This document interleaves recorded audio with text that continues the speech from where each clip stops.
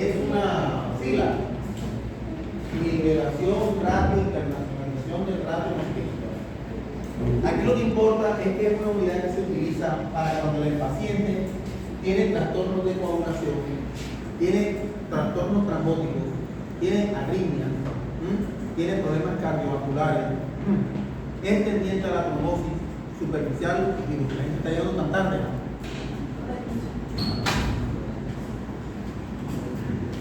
Y si todos se sientan al lado suyo, doctor,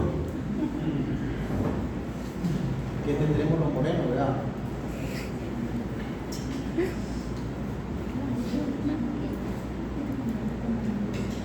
Bueno, entonces, esas personas necesitan a veces ser anticoaguladas, generalmente con warfarina. Entonces, para calcular, mantener o dosificar el anticoagulante que le están dando, necesitan que el paciente le haga un PT de con PT control. El paciente generalmente el PT control es de 12 o de 13, es de laboratorio, es de referencia. A un paciente normal que no tiene problemas de nada, que no se somete, no tiene por qué someterse como nosotros, una articulación que tiene que dar un momento. Ya. Generalmente a los pacientes que tienen esos problemas, que son anticoagulados, no le da normal, sino que le da 2.5. Porque ellos tienen su condición y ellos con la coagulación, pues nunca le va a dar esto 1. Nunca. Entonces, a partir del 2.5, se calcula si esto que está dando aquí es menos o es más. Si es menos o más, este es el equilibrio, ¿verdad? 2.5, a veces hay médicos que dicen 3. Si da 4, significa que ese paciente hay que regularle el anticoagulante, se le está dando mucho, ¿verdad? Y entonces si se le está dando mucho anticoagulante, la sangre queda aquí muy líquida, fluida, y el paciente está tendiendo a hacer hemorragia. Párele bola. Y si le da menos, el paciente puede hacer coágulo. ¿Sí ve? Entonces por eso es que el INR es necesario para dosificar el anticoagulante. ¿Me ha entendido? Eso se lo va a preguntar Kenny. Dice un punto como usted no lo contesta. No, ya sabe. Ya sabe, ya le expliqué. Usted le contesta las cosas. Bueno, un cofre. Otro, recuento de plaquetas. Pero la plaqueta no solamente es el número de plaquetas, lo que importa en un paciente para mantenerle lo que es la hemostasia primaria, el tapón plaquetario, ¿cierto? La integridad capilar, sino la morfología y su tamaño. Una plaqueta deforme o una plaqueta microplaqueta o macroplaqueta no están cumpliendo con una función de agregarse y de adherirse bien al endotelium, ni mucho menos de soltar un factor que se llama el factor de Van Willebrand. Ya. Entonces, por eso, no solamente es esto, sino que usted va a ver volumen plaquetario medio. Es decir, el tamaño de la plaqueta. Tiene que estar pendiente de eso. Y tiene que ser más o menos de 10 micras. Plaquetas chiquitas. Bueno. Otra prueba. Tiempo de sangría.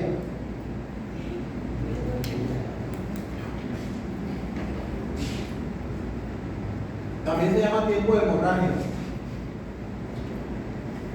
Valor normal es 1 a 5 minutos. Apréndanse los valores normales. Ustedes tienen que trabajar con eso.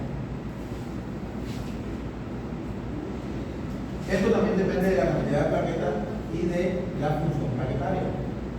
Es el tiempo que demora en formarse el tapón plaquetario o la hemostasia primaria cuando se funciona la plaqueta. ¿Cuánto tiene que demorar eso? Menos de 5 minutos. No, que está alargado, demoró 7 minutos, 8 minutos. O con la plaqueta, si hay algún problema en la plaqueta.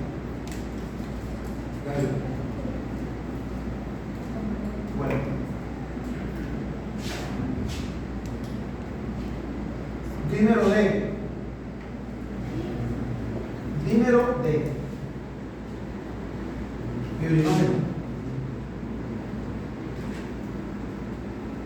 y otros factores de coagulación. Estos dos también se les envían en pacientes que hacen trombosis, que hacen arritmias, que hacen problemas cardiovasculares tendientes a la trombolismo o tromboembolismo. Esta es una proteína de coagulación y esta es el precursor del coágulo. O sea que los dos son importantes. Valor normal de este es como 300, de esta es como 500. Por encima de 500 se puede decir que el paciente es sospechoso si tiene las extremidades así, edematosas, varicosas, enrojecidas. Esto se llama trombosis con celulitis. Pero la trombosis puede ser superficial si está en hasta 500. Pero si pasa de 500 ya es una trombosis peligro, la trombosis venosa profunda. Y esa trombosis venosa profunda es peligrosa porque los trombos pueden ocluir a manera de émbolo cualquier arteria o pulmonar o irse y atacar al cerebro. Entonces, esto es el dímero B.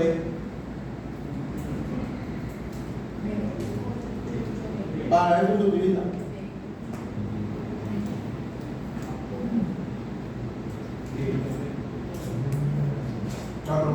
Se puede tratar con medicamentos. La trombosis venosa profunda necesariamente necesita anticoagulación. ¿Sí? Esto es la hematología general, perdón, especial, o de la coagulación. Hay una pregunta. ¿Te orinan hasta pruebas de depuración de elementos en orina? En orina se puede hacer calcio, hormonas, cloro, creatinina, depuración de la creatinina, todos los metabolitos, hormonas, todo se puede hacer en orina. Orina al azar, el parcial de orina, orina en 24 horas, otras pruebas, todas las que quieran. Área de coproparasitología. Ya usted sabe, coprológico simple, coprológico directo, dirigido, alterno,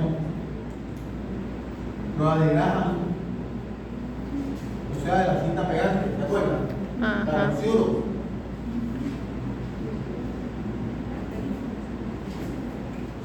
Prueba por concentración. ¿Ya?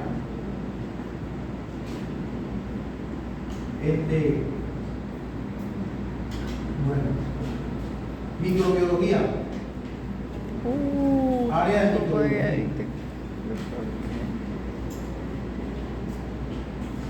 En el área de microbiología es para evidenciar la presencia de microorganismos, morfología y género y especie microbiana, ¿cierto? Con microorganismos que puedan ser cultivables, con microorganismos que se dejen cultivar, con microorganismos que no sean intracelulares, porque esos microorganismos no son cultivables, no se dejan cultivar. Entonces tienen que ser más que todo extracelulares. Bien, usted va a recordar ahora en el taller cuáles son los extras, cuáles son los sitios. Va a haber un curso conmigo de otra vez de microbiología. Entonces yo creo que usted va bien. listo. Si ganó microbiología de chanfle, conmigo no lo va a ganar el chanfle. Tienes que estudiar porque si no, lo chanfleo. Usted conmigo no va a ganar el chanfle. Bueno, entonces, microbiología, morfología y género y especie microbiana. Se recurre a métodos directos en microbiología, es decir, manejo y visualización del antígeno, o sea, del microbio, ya sea viendo el microscopio la morfología o ya sea viendo las colonias en un medio deportivo, ¿cierto? Entonces, para ver morfología nada más, afinidad tintorial, o sea, afinidad de los microbios por ciertas tinciones, disposición intra o extracelular, disposición intra o extracelular, disposición morfológica, se recurre a las pruebas que se llaman de tinción. Entonces, ¿cuáles son las pruebas que ustedes conocen de tinción? Gram, Minsen, tinta china. Para gram positivo Y gran negativo. Como usted va a repasar eso, nadie le va a dar cuenta cuáles son las bacterias gram negativas y cuáles son las bacterias gram positivas. Profesor, yo no me acuerdo si se tiene acordado. ¿Listo? Ok.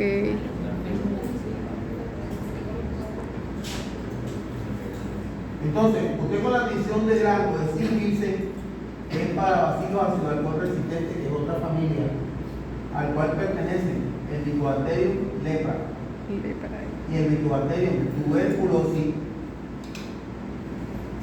¿Sí vio? Son dos familias.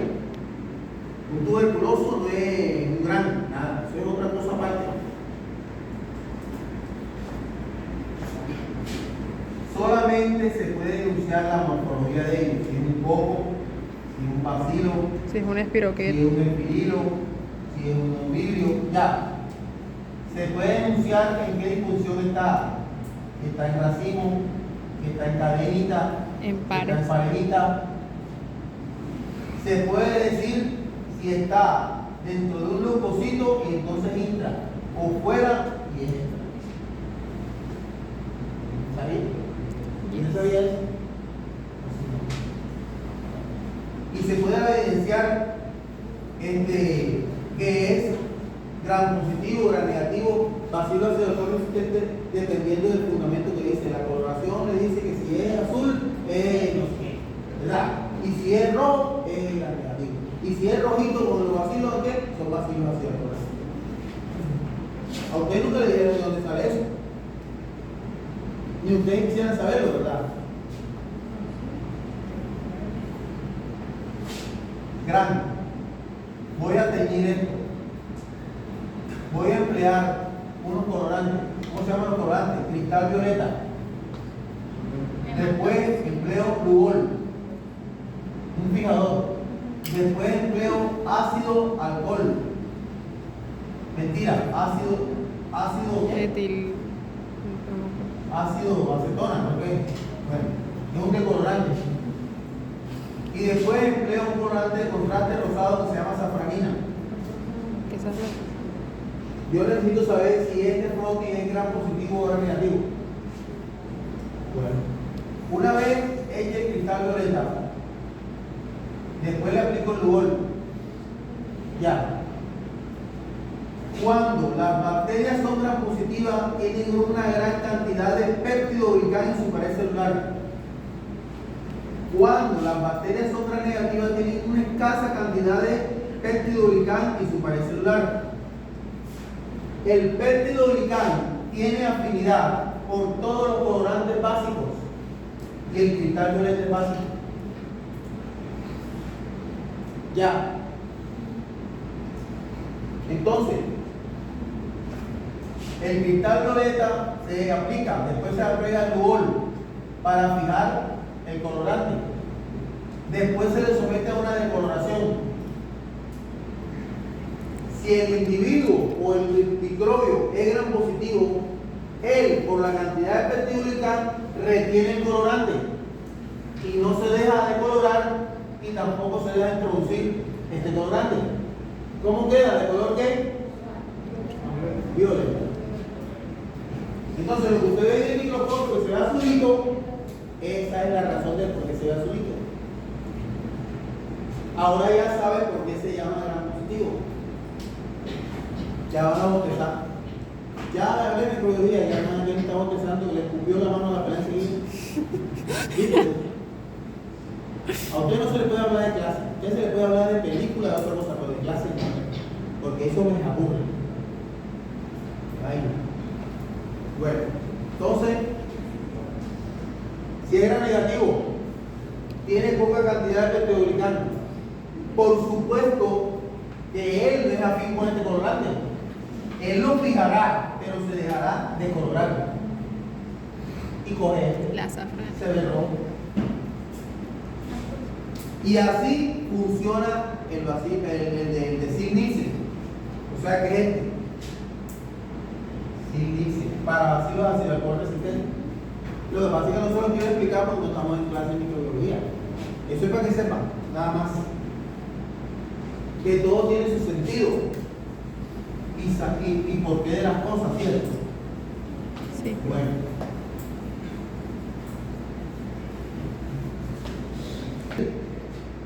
Por mucho que esto le parezca que está en racimo, usted no puede decir estafilococo aureus. Tiene que decir coco gram positivo dispuesto en racimo. Extra o intracelular. Ya. No puede decir más. A usted no le puede informar más nada con un grano. Para decirlo, es necesario entonces, como un cultivo, el cultivo es la siembra de ese material en unos medios, y entonces con el crecimiento y una prueba bioquímica que le hacen, ¿verdad? Género y especie.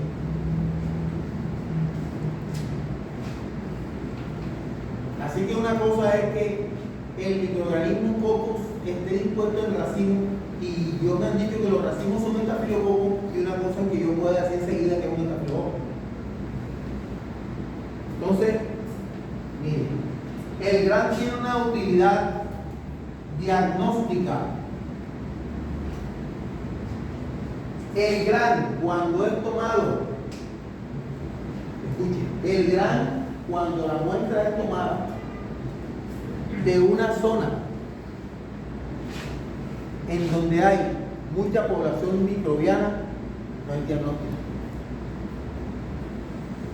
Si yo, por ejemplo, hago un gran de materias fecales, esa vaina es una cloaca, ahí hay de todo. Mamíferos. Si yo lo tomo de la garganta, ahí hay de todo. Si yo lo tomo de la vagina, ahí hay de todo. Pero si yo lo tomo del líquido cefalorraquídeo, que es estéril, un microorganismo solito que se ve ahí, positivo o negativo, ya es diagnóstico para el médico para que lo pueda tratar.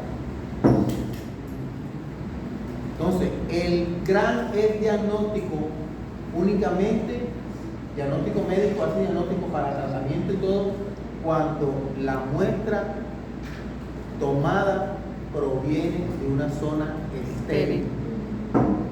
Sangre, líquido, todo lo que se esté. Que usted sabe que ahí no debe aparecer ni medio. A usted le dicen medio estafilococo, ya usted sabe. Medio coco, ya usted sabe. Ahí no debe aparecer. La prueba de Sil-Nielsen también es positiva. ¿Por qué? Es diagnóstica, porque usted el bacilo de la tuberculosis, ¿por qué lo tiene que encontrar en vías respiratorias? Si eso es un estrictamente patógeno, ¿usted por qué lo va a encontrar y que no, en el pulmón de no sé quién y es flora normal? Ahí. ¿Dónde lo viste? Uno solo que encuentre un bacilito, chao. Ya. Un solo bacilito que encuentre para lepra, chao. Porque a eso pertenece el Mycobacterium tuberculosis y el Mycobacterium. ¿Sí digo? Entonces son pruebas diagnósticas cuando eso sucede. ¿Sí?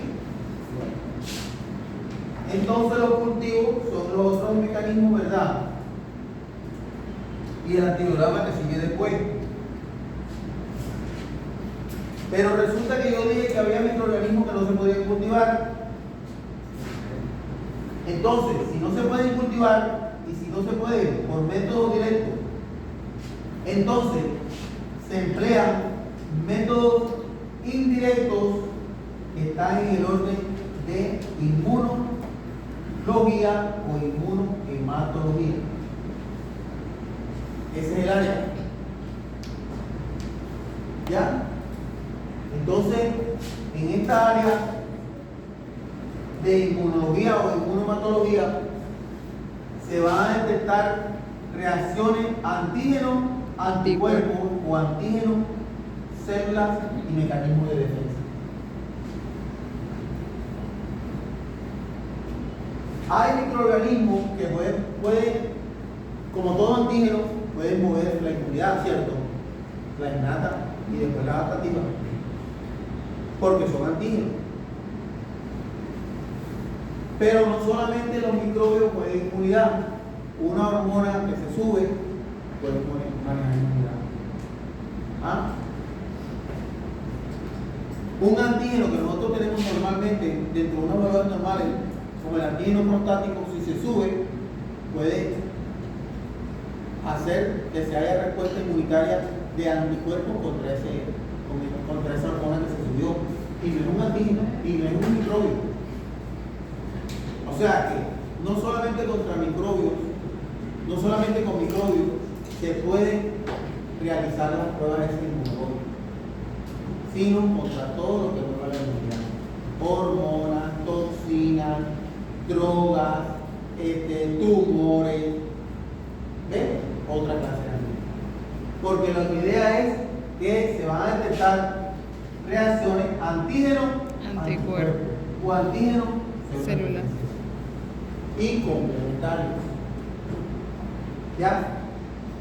Entonces, si por ejemplo microbios como el toxoplasma, que es un parásito, pero un parásito ¿qué? Intracelular. ¿Cierto? El plasmodium es un parásito intracelular del glóbulo rojo. La leishmania es intracelular. El VIH es intracelular por excelencia, como todos los virus. La rickettsia es una bacteria intracelular. La clamidia es intracelular. La brucela es intracelular.